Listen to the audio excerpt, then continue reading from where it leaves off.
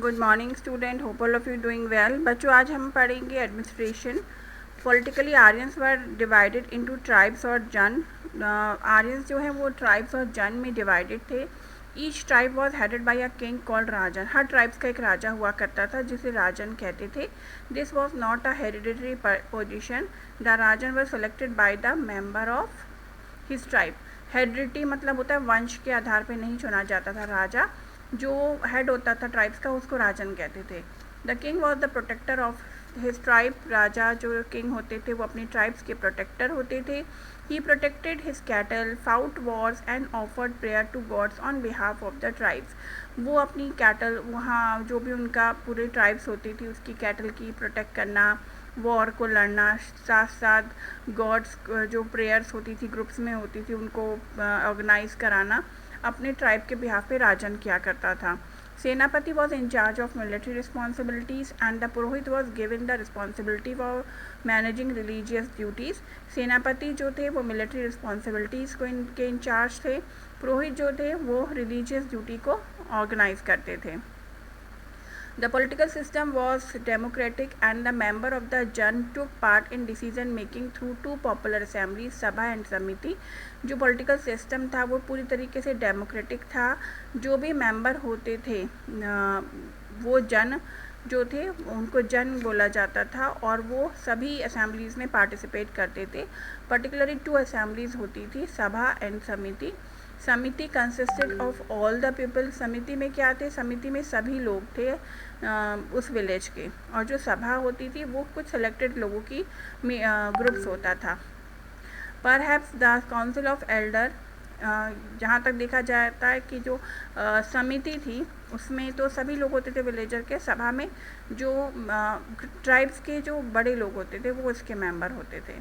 In the beginning the king got voluntary offering called Bali from the people. शुरू में जो राजा है वो बली वगैरह भी दिया करते थे। Only when the Aryans were fully settled and could produce surplus agriculture the regular system of taxation evoluted. और जब आर्यंस पूरी सेटल्ड हो गए, उन पे सरप्लस एग्रीकल्चर इकट्ठा होने लगा तो वो टैक्स भी पे करने लगे। The king did not maintain any regular or standing army and in times of war he organized a people's army or military। राजा कोई ऑर्गेनाइज आर्मी बना के नहीं रखते थे। जब कोई वॉर होती थी लोगों की आर्मी या मिलिट्री बनाई जाती थी।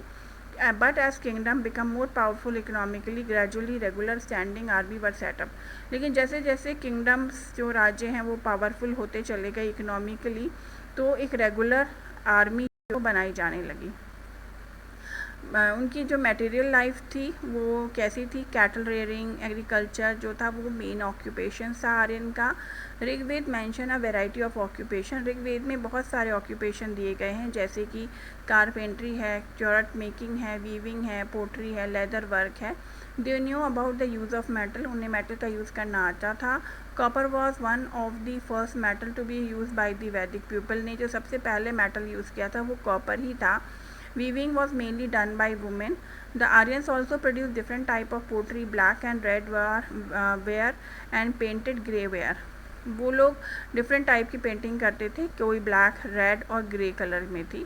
Most distinctive poetry produce by the Aryans was the painted grey ware. जो खास पेंटिंग है वो ग्रे वेयर होती थी। Bowls and dishes made of the material have been found in large number.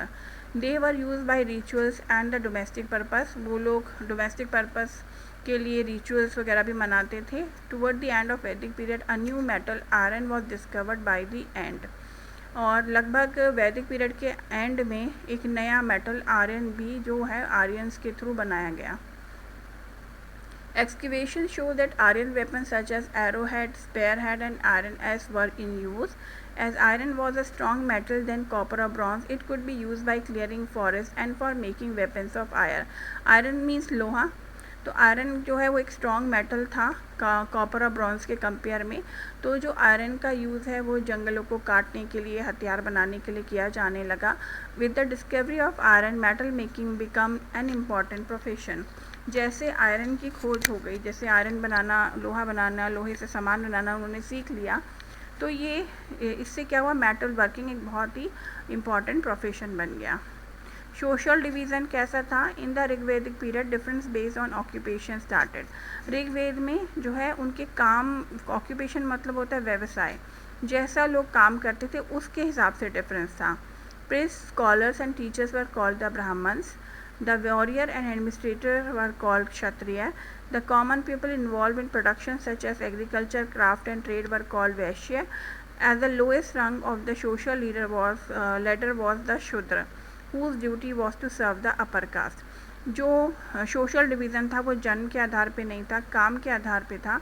वो लोग जो पुजारी थे, टीचर्स थे और स्कॉलर्स थे उनको ब्राह्मण कहते थे, जो वॉरियर थे और एडमिनिस्ट्रेशन काम करते थे उन्हें क्षत्रिय कहते थे, और जो लोग ट्रेड वगैरह, बिजनेस, एग्रीकल्चर का काम करते थे वो वैश्य थे, और जो सोशल लेडर थे, जो साफ़ सफाई का काम करना या इन लोगों की ड्यूटी करते थे, इनके घर में काम करते थे, उनको जो है अपर कास्ट के घर में काम करते थे उन्हें शूद्र कहा जाने लगा।